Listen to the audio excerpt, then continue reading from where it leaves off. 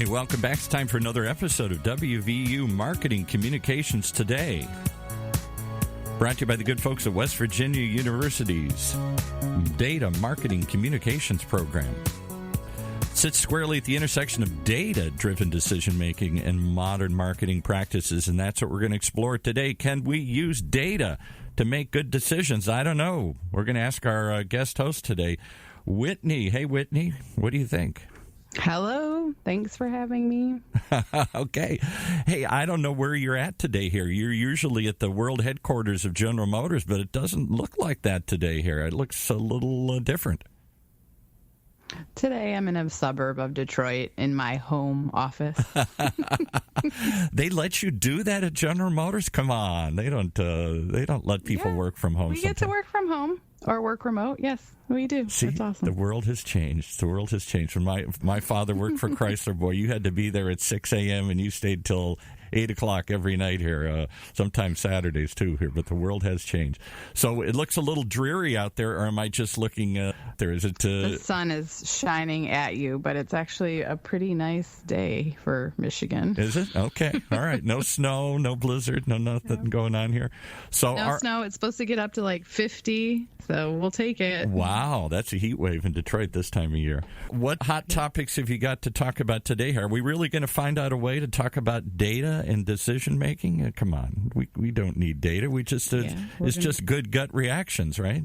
No, we're going to talk about data, and we're going to talk about how to use it, and we're going to talk about how to align it to our sales and marketing strategies. Pretty cool stuff. So who'd you bring in to explain all this for us here? We have Tessa, who is the VP of User Experience and Technology at Tenlo.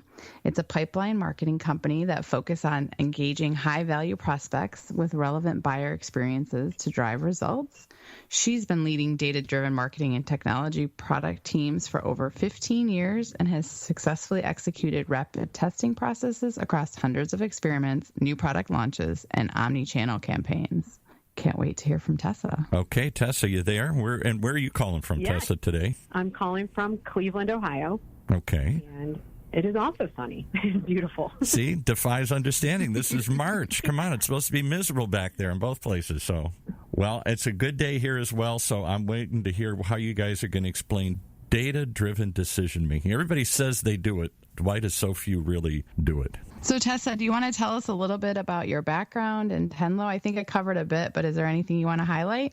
Yeah. What really got me into data and data as it intersects with marketing is my experience as a software developer early on in my career, and always being told sort of what to do, what was needed, and not really understanding the why behind it.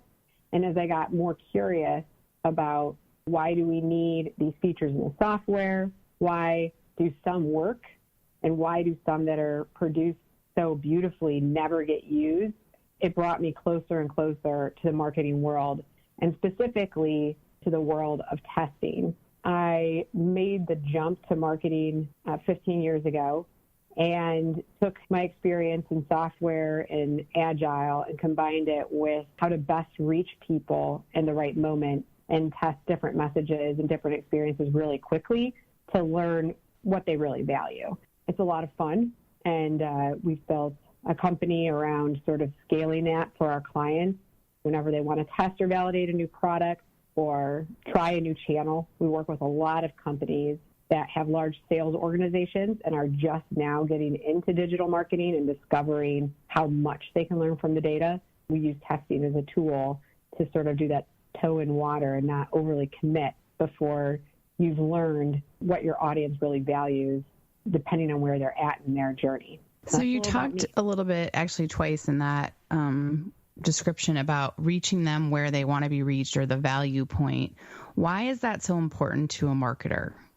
It's so important to a marketer because that is the moment when you get the highest engagement and the highest conversion rate.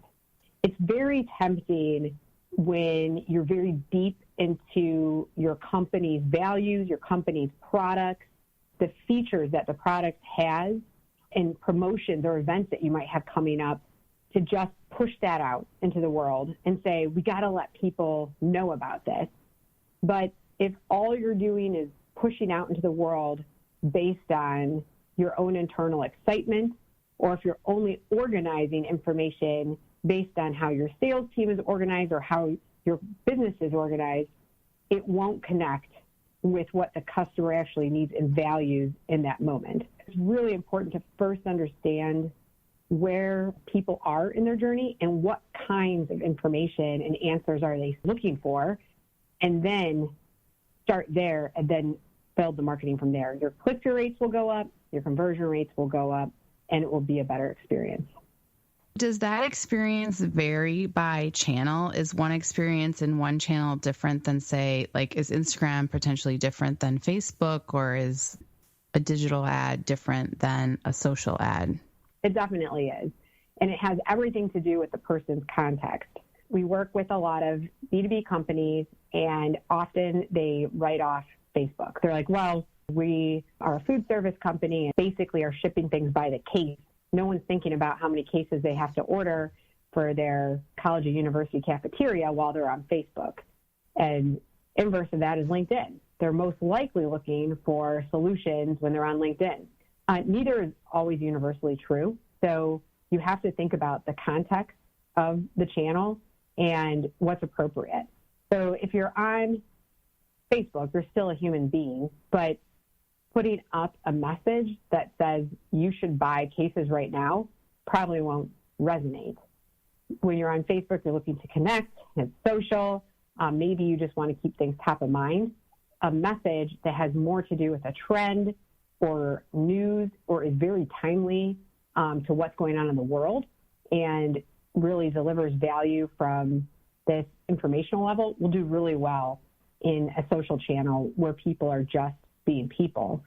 And then in LinkedIn, people aren't always, again, looking for solutions. I feel like a lot of people default to that because it's a professional network and there's a lot of your target audience, if you are a B2B company selling to other professionals, is on LinkedIn. But again, people are usually looking to connect, looking for information. So we have to think of the context of when I'm on LinkedIn. Maybe I'm looking for a job. What am I really there for and what's going to resonate with me? And then the click-through, the payoff after they interact with your ad has to match the headline. So if you said you're going to give them answers against the trend or against something that's really timely and relevant and in the news, then you have to deliver that. Landing right on a form, landing right on a product that says contact us, will get a really high bail rate. So whenever we look at testing channels, we start with why do people go to that channel and what's their context first, and try and deliver value within that context.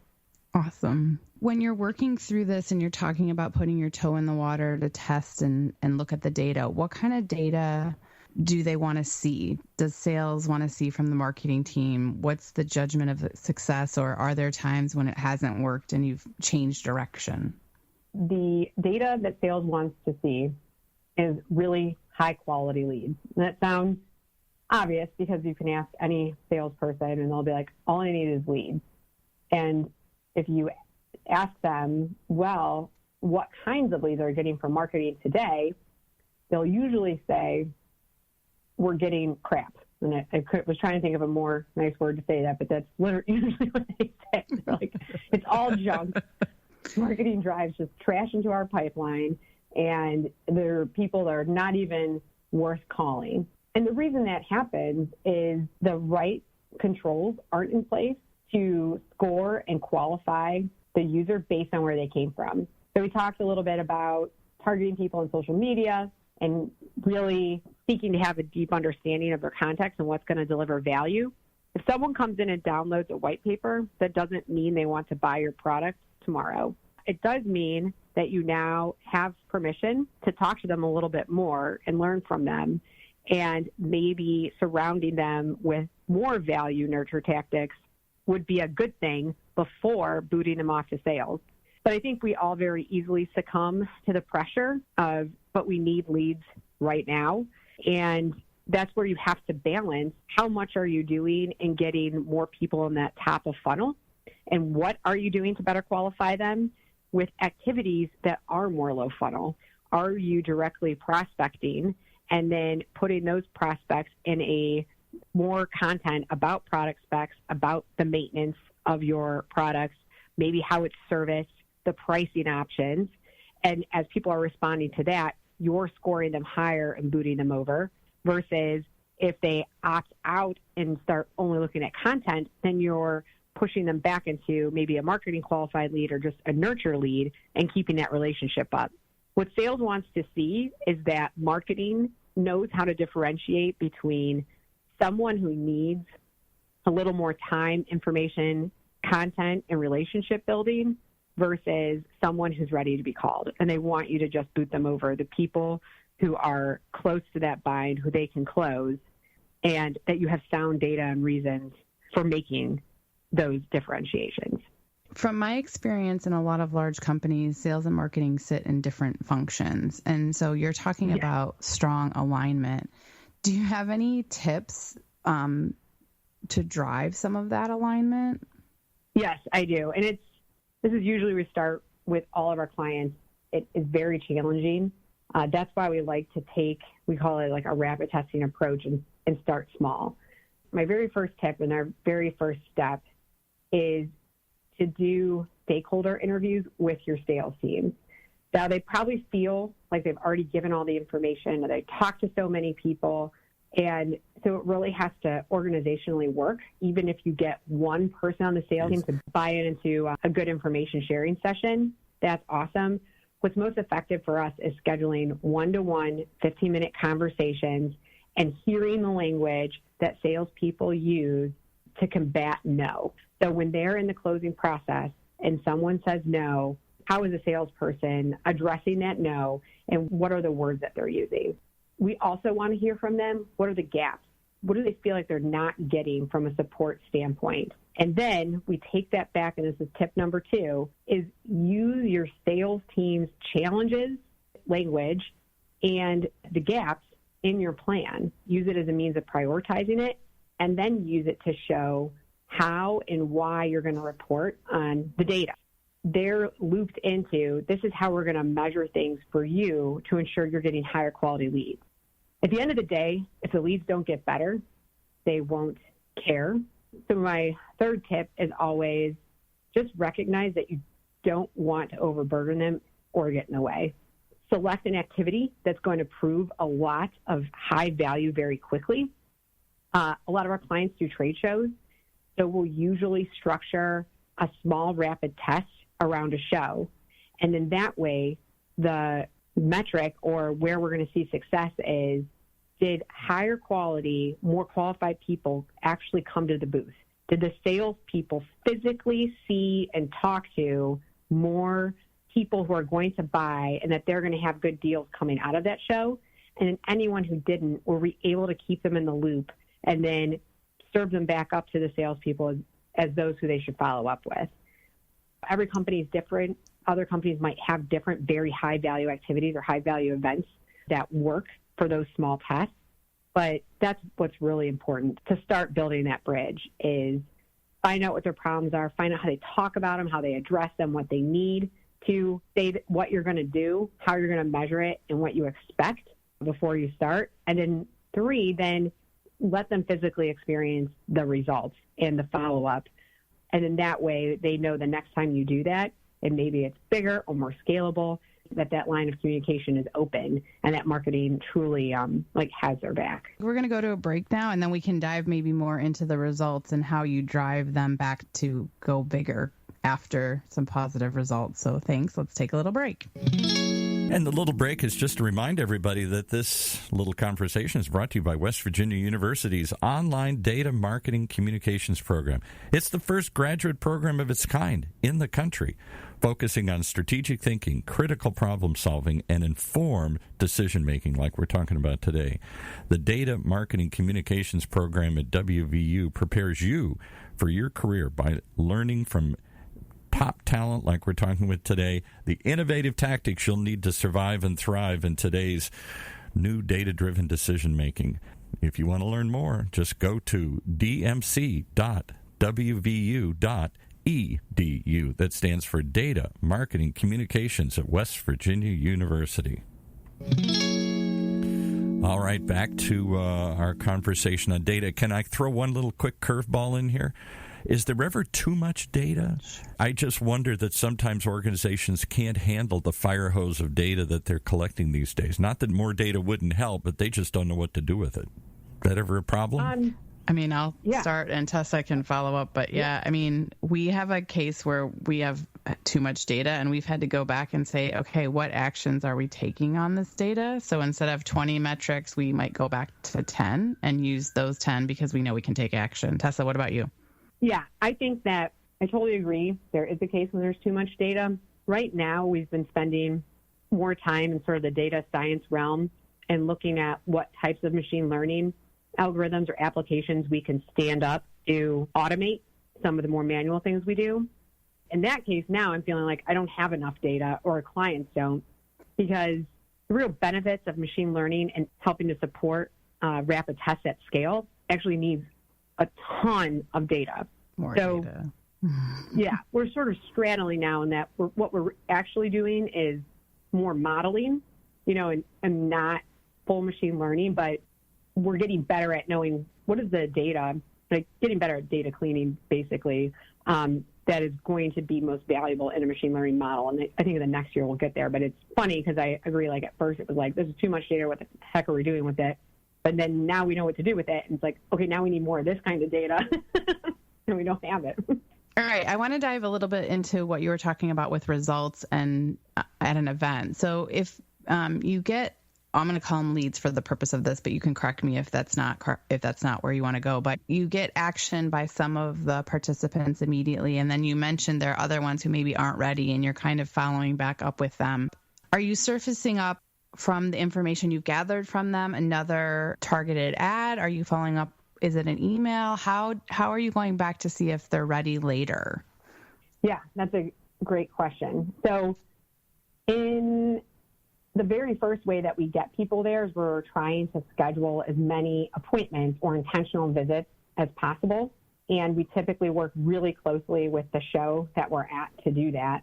And then afterwards, if they actually showed up and had that appointment, then they are getting a really high score in that automated thank you that allows them to immediately schedule the next meeting. If they didn't show up, or if they showed up and engaged and they're new to us, like new to the list of people we got them from the show, but they didn't schedule an official appointment, they're just now in general pop, then we try and figure out where they're at by giving them content at different levels of the journey. There might be something that's really relevant to that show. Like typically each show has a big topic that's sort of the reason we're all coming together is to look at these trends or look at these changes. And we'll try and have a point of view on that and then bring people into the site and then get them to opt in to be contacted again. From there, as long as they came to the site, then they're retargeted with similar content, thought leadership messaging. We'll also have another piece of content that talks about how us as a company is responding to the timely event that's happening or the timely thing that was happening at the show. So how do our products and solutions kind of deliver on always being ahead of what's in market? And then the last piece is usually a featured product, or do you need to validate or see our catalog or see a solution? So the people who go right into a product or solution will again be booted up as a higher, more qualified lead versus the people in the content. We're really just looking to get permission to talk to them again, keep them engaged with our brand, and keep them in that nurture funnel. Awesome. Thank you. Let's say someone's listening to this and they want to learn more about how to use data for sales and marketing alignment. Where can they go to get more information, or what steps do you recommend they take? I know you talked a little bit about getting alignment, but what if you're just, wow, I really need to understand this more because I want to do it? Definitely the first thing is once you have that lens of your own internal environment, where's the best place to start, who can be your champion. On our website, tenlo.com, we have a really rich resource section. One of the articles is about how to measure the ROI of marketing, specifically in B2B and with a sales organization. That has 5 steps in it that you can take within the context of, I have this champion, I know what challenges I'm trying to solve, I know what's going to be best for my business. There are other articles there on the different tactics that help support and that help measure over time and generally get started in rapid testing. But that's a place you can go to find that. There's also some really great tactical resources that we use for the specific tactics in rapid testing. I would recommend Moz for SEO, and then Search Engine Land for anything to do with search, whether you're doing organic or paid strategies. We use paid search and retargeting a lot in rapid testing. Those tools, how to use them and how to get most out of them, are changing all the time. So those are two great resources. And then for social, LinkedIn has some really great content. And even they bought that company SlideShare. That is one of the most underutilized resources. People in your same situation have already put together like whole PowerPoints on how to sell this into sales, how to get started on different channels, and specifically how to use LinkedIn as effectively as possible within the mix, marketing for trade shows and sales operations and support. Those are my go-tos for sort of staying on top of what's new in data-driven marketing. This is going to be our last question. What if you're a student and you want to learn more? Is there a blog you would recommend? Are there, besides the search engines and some of the platforms you mentioned, is there somewhere you can just stay up top on this information as a student? Yeah, so there's a newsletter called Smart Brief that I find really useful. I do think Boz has a great newsletter. There's another website called Inside AI, and they have a inside newsletter for every subject. It's very relevant. It's really well curated content. I would use that. And I just thought of another one for a student. Oh, if you want to learn all the basics really quickly, there's an awesome site, onemonth.com. And we've even learned it just to introduce non-technical people to technical skills, because marketing is becoming a mix of knowing your customer and customer data, but also being able to get more out of technology. And onemonth.com has, in 1 month, you can learn, the basics of Python, the basics of data science, the basics of digital marketing. And I really like that structure for students and for after you get a job, just a great way to keep skill building and just at least know what you don't know. And do you personally have a podcast as well that might be of interest for students and others to follow? Oh, yeah, I do. Thanks for mentioning that. Yes, so I host a podcast called rapidtesting.ai, and we talk to marketers who are using data and measurement and testing specifically to reach their audiences. So, yeah, check that out. Cool. That's awesome.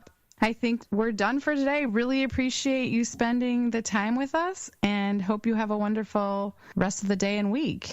And the sun continues to shine. You've been listening to WVU Marketing Communications Today, brought to you live from West Virginia University, a bi-weekly program that sits at the intersection of data-driven decision-making and marketing practice, only on the Funnel Radio Network for at-work listeners like you.